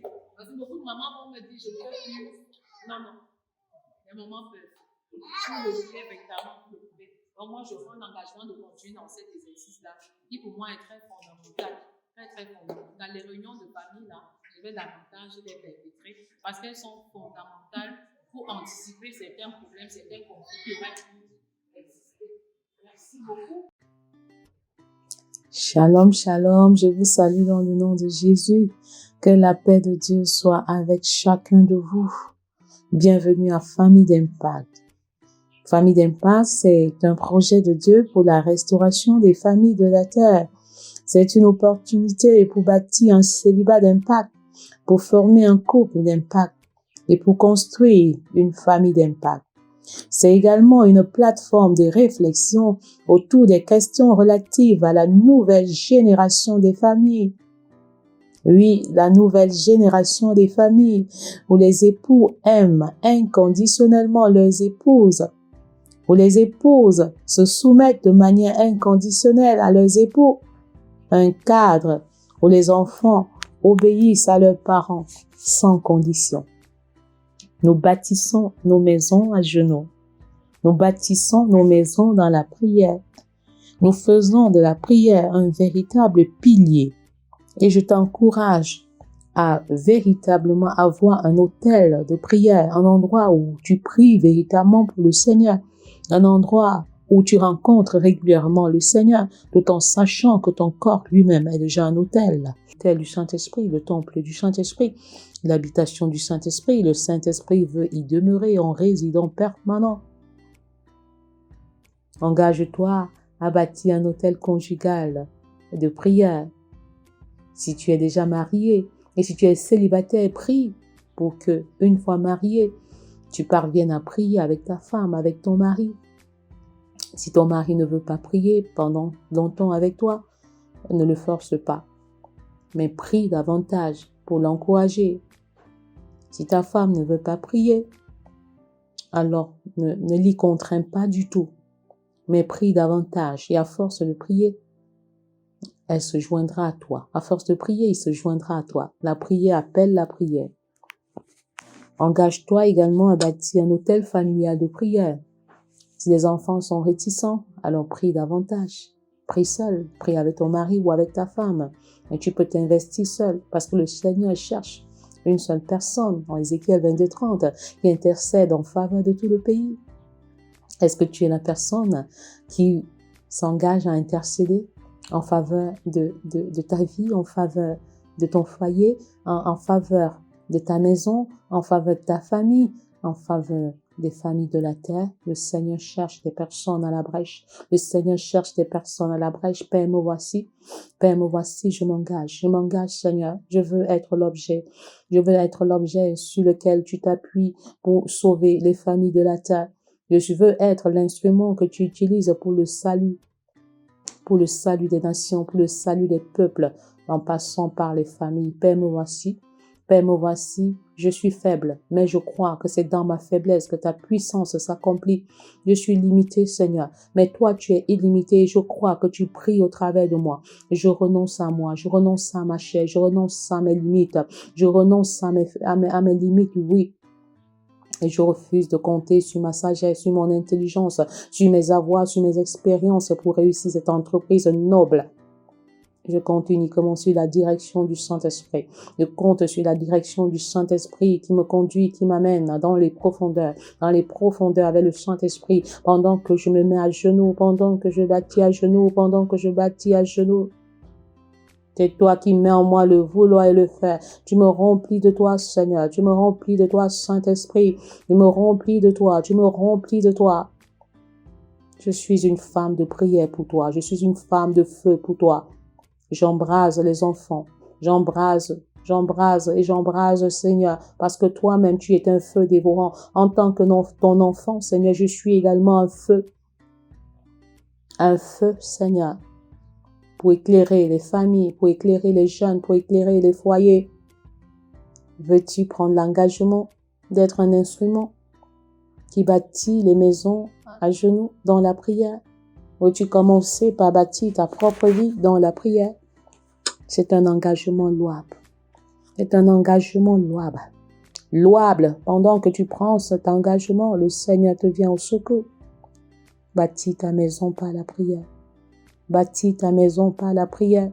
La tâche est grande et immense et tu te dis, est-ce que j'arriverai? Oui, tu arriveras parce que le Seigneur te fait cette promesse. Mais vous recevrez le Saint-Esprit. Vous recevrez une puissance. Le Saint-Esprit venant sur vous. Et vous serez mes témoins à Jérusalem, dans toute la Judée, dans la Samarie et jusqu'aux extrémités de la terre. Telle est la promesse que l'Éternel te fait. Il t'équipe de sa puissance, il te donne ton esprit. L'esprit de vérité pour te conduire dans la justice, le consolateur, le paraclet, l'avocat. Au ciel, Jésus-Christ, à la droite du Père, intercède déjà en ta faveur. Et sur la terre, le Saint-Esprit est également là pour intercéder avec Romains 8, verset 26, par des soupirs inexprimables. Quand bien même tu ne sauras pas quoi dire, quand bien même tu ne sauras pas quoi demander, le Saint-Esprit te dira ce qu'il convient de demander. Le Saint-Esprit intercédera au travers de toi par des soupirs inexprimables. Oui, Seigneur, pendant que je suis buté, pendant que je ne sais même plus quoi demander pour les familles de la terre, Saint-Esprit, tu pries au travers de moi. Saint-Esprit, tu pries en moi. Saint-Esprit, tu déposes dans mon cœur les véritables fardeaux du Père. Et je réalise les objectifs du Père dans la prière. Le Père veut voir les familles sauvées. Le Père veut voir les jeunes vivre dans la pureté jusqu'au mariage. Le Père veut voir des enfants obéissants. Le Père veut voir des couples unis. Il veut voir des familles complètement restaurées, réconciliées, vivant dans l'unité, dans la paix, dans l'amour, dans la joie, dans la convivialité. Veux-tu être un instrument? La tâche est immense. Mais le Seigneur te dit, je le ferai à ta place. 1 Thessaloniciens 5, verset 24. Celui qui vous a appelé est fidèle, et c'est lui qui le fera. Laisse le Seigneur prier au travers de toi. Père, je meurs en moi, je te laisse prier au travers de moi. Prie au travers de moi, prie au travers de moi, prie et intercède au travers de moi. Je vais atteindre ma Jérusalem par la prière. Mes parents, mes amis, mes frères et mes sœurs, par la prière. Je vais atteindre ma Judée par la prière, ma Samarie par la prière. Je vais jusqu'aux extrémités de la terre par la prière. C'est pourquoi je dis que Père, toi seul, tu peux faire ce travail au travers de moi. Toi seul, tu peux accomplir une œuvre glorieuse au travers de moi. Je ne le peux pas. Je ne le peux pas. Et le Seigneur de me dire en ce moment, et le Seigneur de te dire en ce moment, va avec la force que tu as. Oui, Seigneur, je me lève. Je me lève et j'avance parce que tu me donnes le Christus. Tu me donnes un mandat pour aller restaurer toutes les familles de la terre. J'y vais. Rien ne me retient. Personne ne m'arrête dans cette initiative.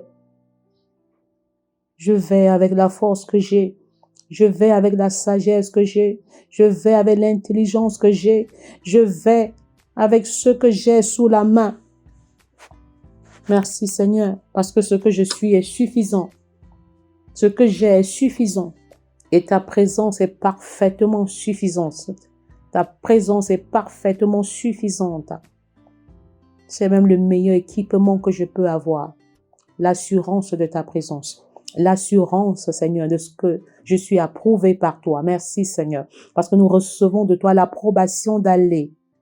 Merci pour cet appel. Merci pour ce dépôt. Merci pour ce fardeau. Merci pour cette distinction honorifique, parce que c'est une grâce, ou mieux un grand privilège que de participer dans le grand conseil de décision de Dieu.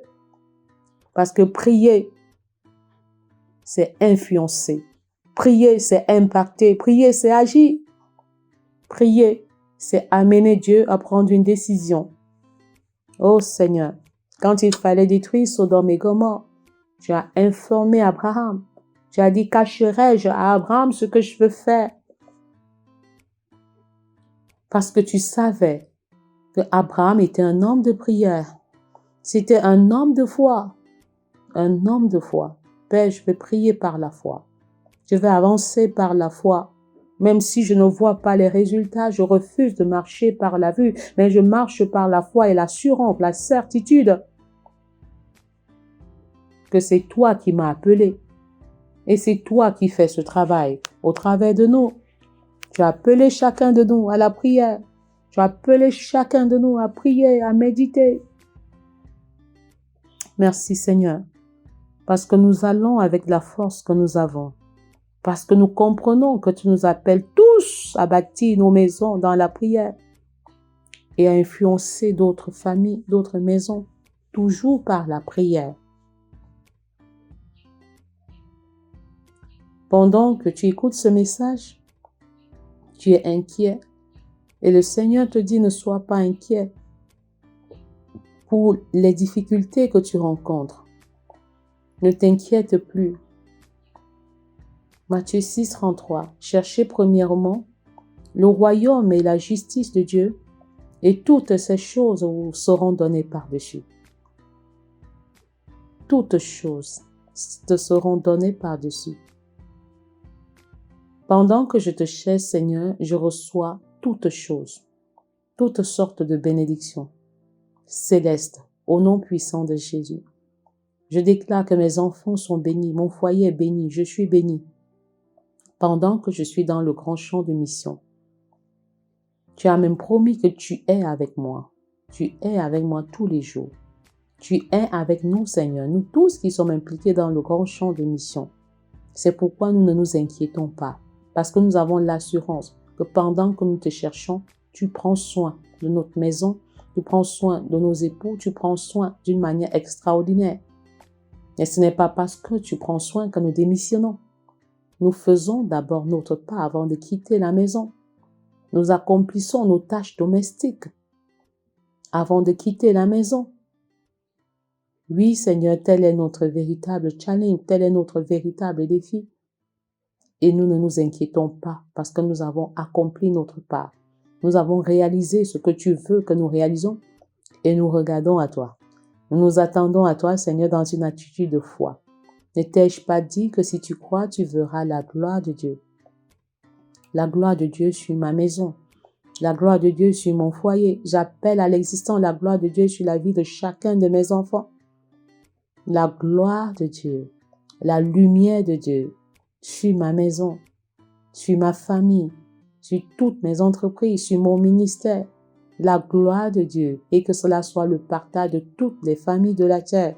La gloire de Dieu qui a rempli le temple de Salomon, rempli chaque chambre, rempli chaque compartiment de ma maison. La gloire de Dieu se repose sur tous les biens meubles de ma maison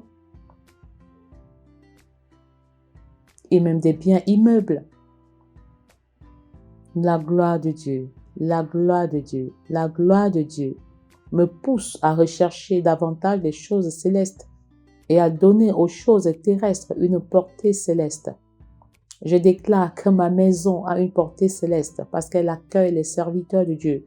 Ma maison a une portée céleste parce que je prie à l'intérieur. Mon époux et moi prions chaque matin, chaque soir à l'intérieur. Nos enfants et nous prions à l'intérieur. Ma maison est un objet de gloire parce qu'elle accueille des hommes. Ma maison est un objet de gloire parce qu'elle bâtit les hommes d'impact. Elle bâtit les femmes d'impact. Elle bâtit les couples d'impact. Elle bâtit les enfants et les adolescents d'impact. Elle bâtit les célibataires d'impact. Elle bâtit les familles d'impact. C'est ainsi que je donne une portée céleste à ma maison. Je donne une portée céleste à mon téléphone, à mon laptop. Je les utilise comme des instruments pour transmettre l'évangile, pour rédiger des textes, des livres, des documents, pour le salut des nations.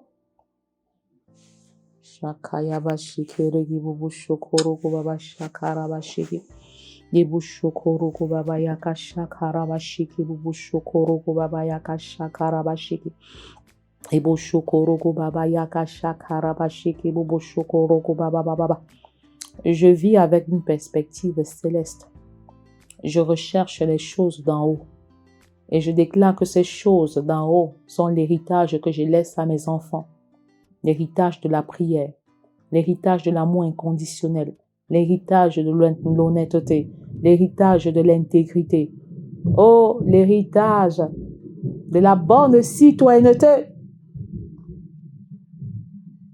Ce sont des semences, Seigneur, que j'enfuis dans le sol, dans ma famille.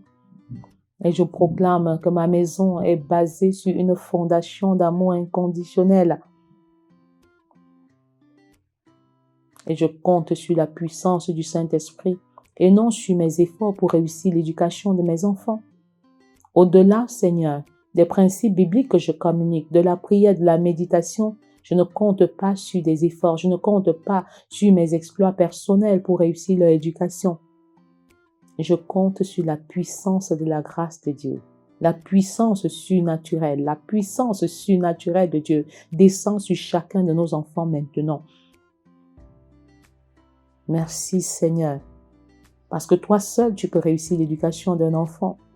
Toi seul, tu es capable de leur donner l'équipement qu'il leur faut. Tu es le Dieu des impossibilités. Et je déclare que ce qui était impossible dans la vie de mes enfants, dans la vie de mon foyer, de ma famille et de ma maison, deviennent des possibilités. Tout ce qui était impossible devient possible. Tout ce qui relevait de l'impossibilité devient possible maintenant au nom de Jésus. Parce que tu te révèles à ceux qui te cherchent. Père, je te cherche. Nous te cherchons de tout notre cœur.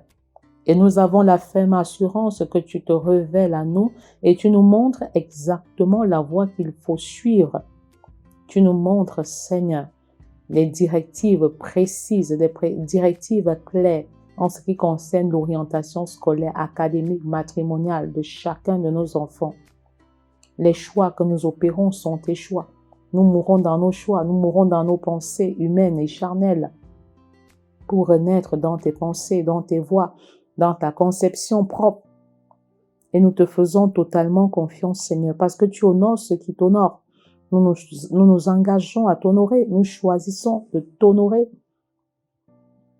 Tu es également celui qui récompense la foi. Et nous marchons en regardant à toi comme le rémunérateur par excellence. Nous ne comptons que sur toi. Nous ne regardons que toi, Seigneur. Et nous savons que tu es celui-là qui bâtit à notre place pendant que nous sommes à genoux, pendant que nous nous engageons à bâtir nos maisons dans la prière, pendant que nous nous engageons à être des instruments pour bâtir également les familles de la terre. Nous te faisons confiance, Seigneur, et tu agis en notre faveur. Tu agis en notre faveur. Merci pour ta promesse, merci pour ta grâce, parce que de loin l'Éternel se montre à moi. Je t'aime d'un amour éternel, c'est pourquoi je te conserve ma bonté. Merci pour ton amour éternel. Nous en sommes reconnaissants, Seigneur. Et nous voulons aimer nos époux, nous voulons aimer nos enfants d'un amour éternel. Nous voulons nous mettre à l'école de l'amour qui ne change pas, l'amour qui ne périt pas, l'amour qui ne dépend pas de l'autre. Je m'engage à aimer mon mari tel qu'il est et non tel qu'il devrait être. Je m'engage à l'accepter indépendamment de ce qu'il est, de ce qu'il a et même de ce qu'il fait. Je me concentre sur l'amour de Christ pour l'aimer. Parce que Christ m'a aimé le premier. Parce que Christ me donne la capacité d'aimer. Parce que le Saint-Esprit est répandu dans mon cœur par le Saint-Esprit. Je déclare que je suis dorénavant capable de manifester l'amour. Parce que cet amour est là, il est disponible en moi depuis ma nouvelle naissance. Que cela soit ton partage, toi qui m'écoutes en ce moment. Les cœurs sont desséchés, les cœurs sont desséchés. Et les cœurs desséchés sont arrosés, sont visités par l'eau abondante, les eaux bouillantes.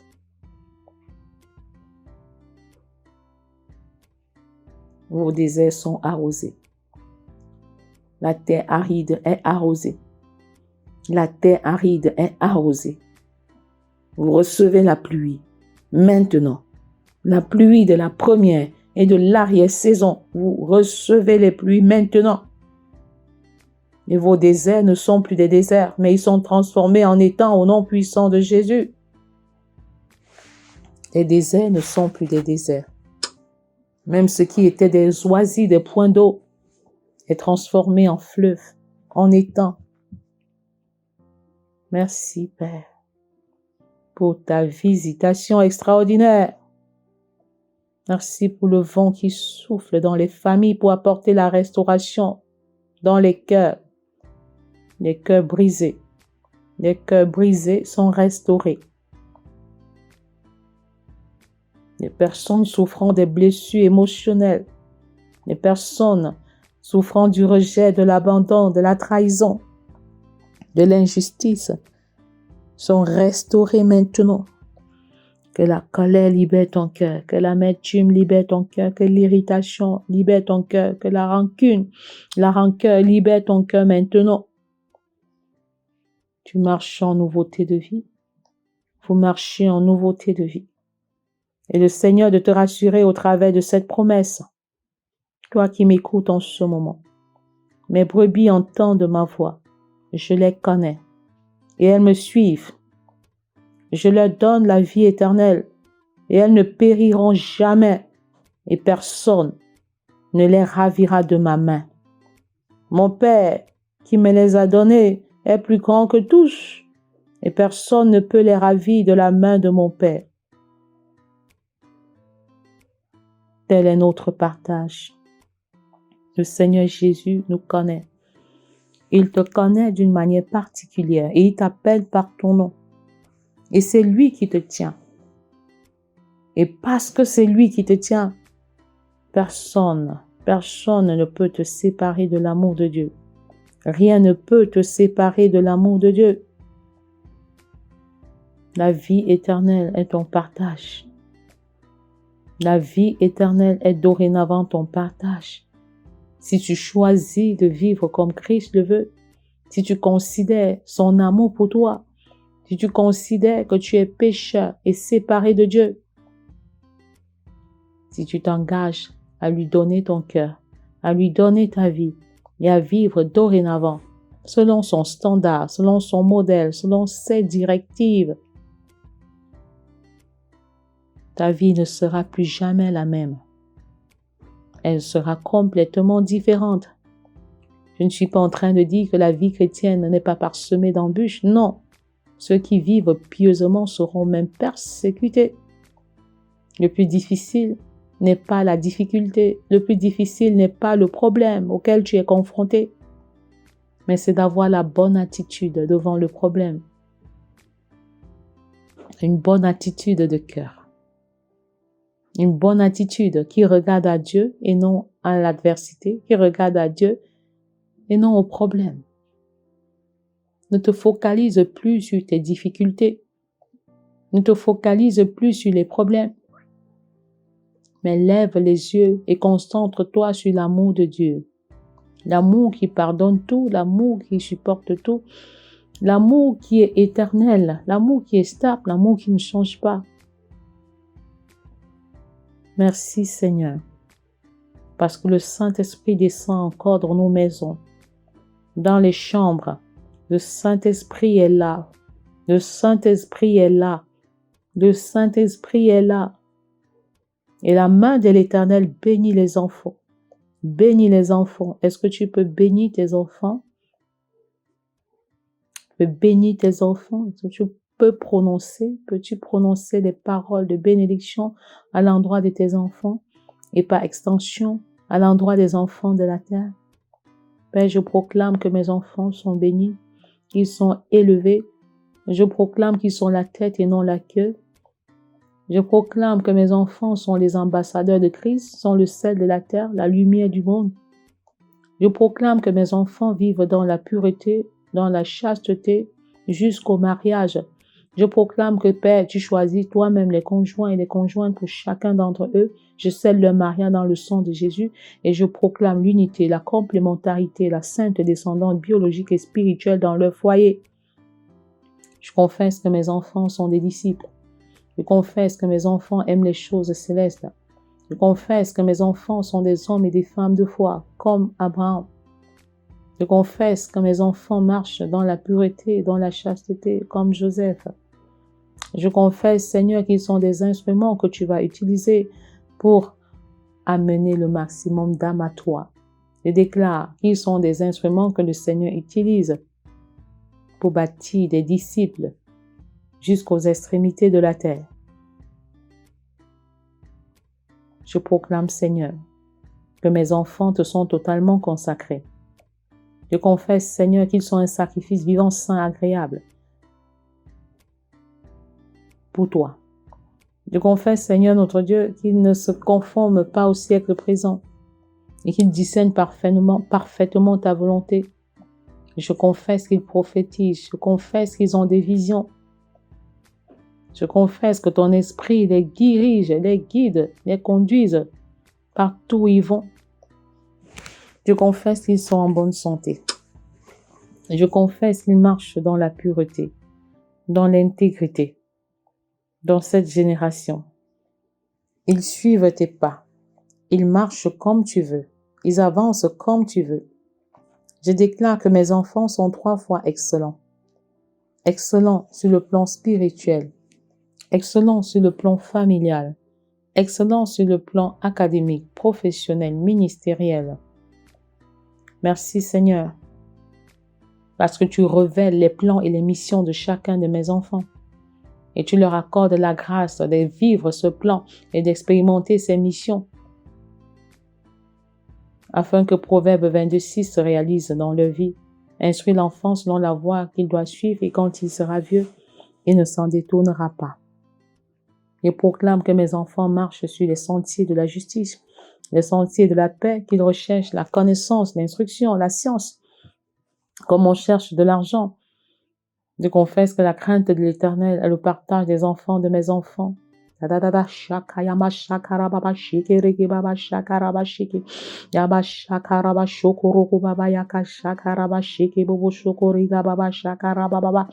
que tu peux consacrer chacun de tes enfants à l'Éternel et proclamer des paroles de bénédiction pour chacun d'entre eux? Ôte toutes sortes d'amertume dans ton cœur et proclame les paroles de bénédiction. Proclame et appelle à l'existence les promesses de Dieu à l'endroit de tes enfants maintenant. Il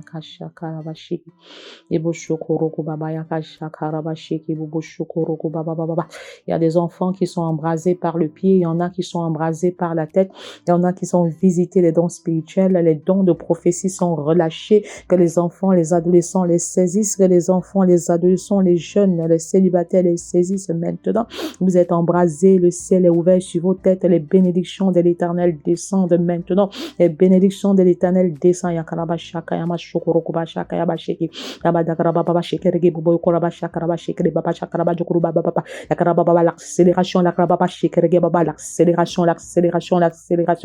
Est-ce que tu peux appeler à l'existence l'accélération du Saint-Esprit dans ta vie? L'accélération du Saint-Esprit, l'accélération du Saint-Esprit est disponible. L'accélération du Saint-Esprit est disponible. L'accélération du Saint-Esprit est là.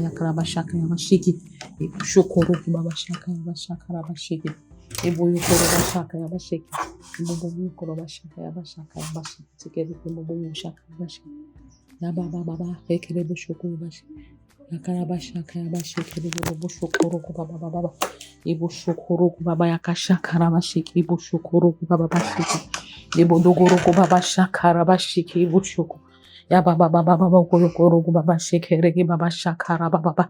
La puissance de l'Éternel est disponible. La puissance de l'Éternel est disponible. Ibo shoko iba shakara baba bashiki. Tu distingues nos enfants, tu nous distingues nos enfants dans cette génération, Père. Ibo shokoro kubaba baba ibo shokoro kubaba shakaya mashiki. Ibo boyo koro kubaba baba shakara bashiki ibo dogoro kubaba baba nakanyagara bashikere ibo dogoro kubaba baba shakara bashiki yabandagara bashikere ibo dogoro kubaba shakara bashiki ibo dogoro kubaba baba ikidigere shakara bashaka yamashakara baba baba nakara kubaba shikere ibo dogoro kubaba baba ikishikeri gashaka yamashukoro kubaba baba On est célibataire, vous ne désespérez point. Le Saint-Esprit nous équipe particulièrement en cette saison. Il nous équipe particulièrement en cette saison. Il nous équipe particulièrement en cette saison. Eba shakayama shoko roku baba baba baba. Yaka shakaraba shiki bubu shoko roku baba shakaraba baba.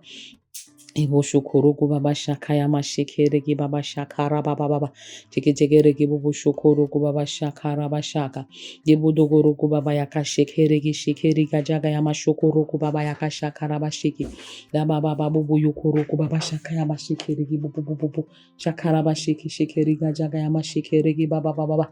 Saint-Esprit, tu es là. Saint-Esprit, tu es là. Célibataire, tu ne désespères point. Ne désespère point. Tu ne désespères point. Le Seigneur est là. Quel que soit ton âge qui est avancé, la grâce de Dieu est là, la disponibilité de ses dons sont là. Shakayama shoko roku baba yaka shakarabasheke debo shoko roku baba yaka shakarabasheke bobo shoko riga baba sheke rege baba shaka ya baba bobo yoko roku baba yaka shakarabasheke bobo shoko riga baba sheke debo dogo roku baba yaka shakarabasheke bobo shoko roku baba baba baba da shakarabasheke bobo shoko roku baba yaka shaka yekeriga baba baba. Les foyers sont visités, les foyers sont visités, les foyers sont visités. La puissance de l'Éternel est disponible pour que les foyers vivent, pour que les couples vivent ensemble de manière harmonieuse. La puissance de l'Éternel est là, la puissance du Très-Haut est disponible. Yaka shaka rabasheke debo shoko riga baba shaka rabasheke bobo yoko riga baba shaka rabashaka debo roko baba yaka shaka rabasheke bobo shoko roko baba. Renoncez à vos mauvaises voies, renoncez à vos mauvaises voies. Renoncez à vos mauvaises voies, repentez-vous, repentez-vous, le royaume des cieux est proche. Les jours sont mauvais, les jours sont mauvais. Quel est ton engagement? Est-ce que tu renonces à tes mauvaises voies? Est-ce que tu choisis de servir l'Éternel? Quand Josué dit, moi et ma maison, nous servirons l'Éternel, quel est ton engagement? Quel est ton engagement? Est-ce que tu t'engages à servir l'Éternel? Est-ce que tu t'engages à renoncer à la voie des marabouts, à la voie des méchants? Est-ce que tu t'engages maintenant à servir pleinement le Seigneur, à servir pleinement le Seigneur? Je ne mettrai pas dehors celui qui vient à moi. Je ne mettrai pas dehors celui qui vient à moi. Qui que tu sois, quelles que soient tes actions, est-ce que tu peux venir à l'Éternel maintenant? Est-ce que tu peux t'abandonner totalement à l'Éternel maintenant? Est-ce que tu peux repartir sur de nouvelles bases maintenant? Tu reviens à l'Éternel. Tu te rapproches de Dieu et il se rapproche de toi. Tu te rapproches de lui et il se rapproche de toi. Yabashaka rabashaka yabashiki. Deborogo babayaka shaka rabashiki boboshoko rogo babayaka shaka. Debodogo riga babasheke regi babashaka rabashiki. Yababa shoko rogo bababa. Tu es digne de recevoir la gloire. Tu es digne d'être loué. Tu es digne de recevoir la gloire. Tu es digne d'être loué. Je veux chanter tes louanges, oh Jésus. Je veux louer ton saint. Père, je te chante et je loue ton saint nom parce que tu as encore relâché les guérisons divines, les guérisons multiformes pour nos maisons et pour nos familles. Vous recevez la guérison maintenant, vous recevez la restauration. C'est papa qui souffre du mal de pied, vous êtes complètement restauré. C'est maman qui souffre du mal de dos, vous êtes complètement restauré. Les personnes qui souffrent du mal de bas-ventre, vous qui avez été enchaînés par des calebasses, vous recevez votre libération complète maintenant au nom puissant de Jésus. Les entrailles sont libérées pour la gloire de l'Éternel. La gloire de l'Éternel. Merci pour les conceptions. Merci pour les bébés. Merci Seigneur pour les trompes qui ont été débouchées. Reçois toute la gloire et que ton nom soit béni au nom puissant de Jésus. Amen.